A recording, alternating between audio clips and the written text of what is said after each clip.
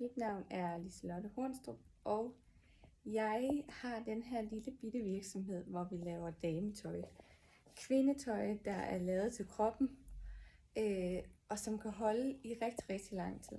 Jeg opkøber deadstock-varer og producerer nye ting i det, og det har jeg gjort i 7 år nu.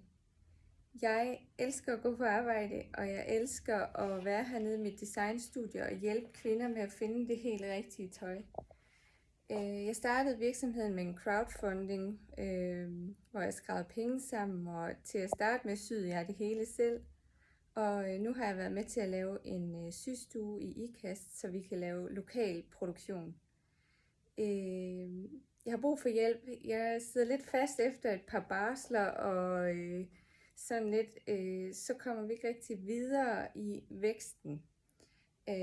Jeg er en gammel sjæl i en ung krop, så derfor så er det digitale lidt en hurdle for mig, og jeg har brug for jeres hjælp til at komme videre.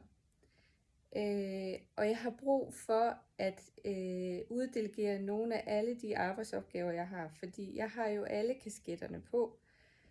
Selv rengøringsdamer, bogholder, indkøber, designer, det hele.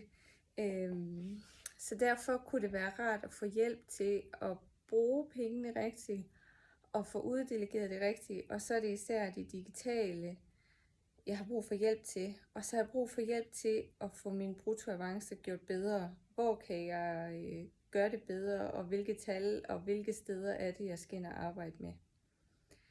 Så jeg håber, I finder min ansøgning rigtig god, og så håber jeg, at vi ses en gang i fremtiden. Ha' det godt. Hej hej.